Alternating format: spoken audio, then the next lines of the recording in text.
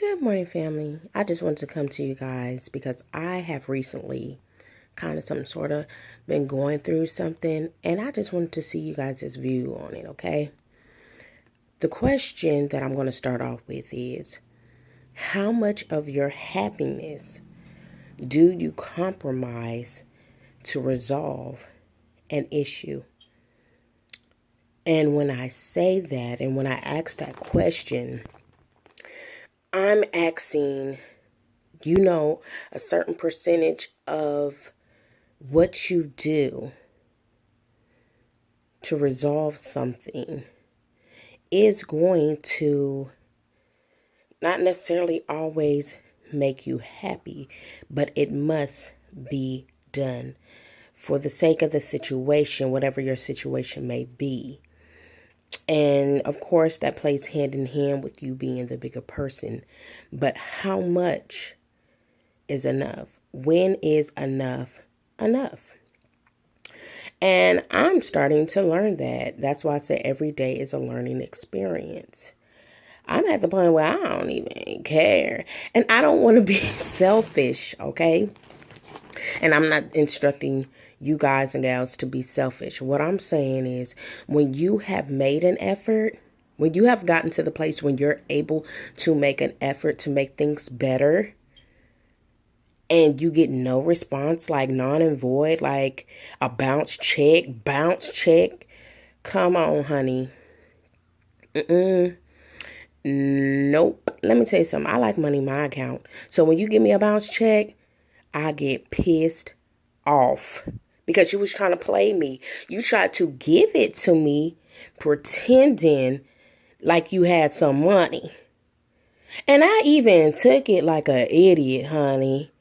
But when I tried to cash that thing and it said bounce, that means you wasn't 110% real with me. And at that point, I have to ask myself, self, yes, self girl, you saw that? I did. So what are you going to do about it? What actions are you going to make sure this does not happen again? Because they okay, but you not. What's that saying? While you over here thinking about them, they over there not thinking about your okay. Okay, y'all. I had to calm it down a little bit because I almost got all the way turned up. Sorry. My bad. I'm back. Okay. So, now that I have gotten to the point where I really ask myself questions, because when people do things or when I do something, I'm like, okay, so what space did that come from? What head space did that come from? And what is the outcome that they're really looking for, or the outcome that I'm looking for? And then I ask myself, are you really ready for the outcome, even if it's not what you're going to expect? And I'm at that place where, yes. Example. So let's say you get into it with your dude, or you get into it with your bestie. Okay. And you was like, you know what? That is my best friend. Let me be the bigger person, even though I wasn't wrong. But I miss my best friend. I love my best friend. You know what I'm saying? So you text, call, whatever. Do what you got to do to reach out to your best friend. And your best friend come with, what you thought? Oh no. We not friends no more. Boop. End of story. So that lets you know where they stood, where they stand, and that they done, not necessarily, I don't want to say that's how they've always thought of you, but when someone doesn't want to come to a resolution with you and they're not willing to open their heart and their mind to accept your apology and stuff, it is what it is. Does that make you a worse person? Does that make you I said worse, girl, bye. Does that make you a bad person that you accept the rejection from them? No. I'm going to take what they said because they're a grown person and you can't change a grown person. Whatever they give you or whatever they show you, that's what it is, boo-boo.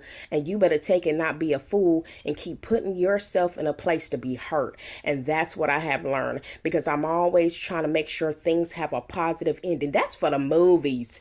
That's for Nickelodeon and all that, Nick Jr. That's for my kids. That's not for me. That's not life. That's not reality. Now, I will say this. In walking right under the Lord, That's what I was taught. And that's what I felt was always right. But he don't want you to be a fool. God don't want you to be a fool. Okay? He wants you to pray for that person and things like that. And you know what I'm gonna do? Once they reject my handout, I'm gonna pray for them and I'm gonna keep on praying for them. But I'm not gonna continue to kiss butt. And when they, your best friend, my best friend, that's my best friend, when they finally come to their senses and they decide that, hey, you know what? I really was stupid for that. Let me reach out to them, and you feel that you have gotten over it. You're not wrong. You're not wrong for saying, "Hey, I'm willing to be hurt by you again." No, you're not. You know what I'm saying? If it's good for the goose, it's good for the gander. Is that what's this? Girl, I know a bunch of saying. That's horrible. If it's good for them, it's good for me.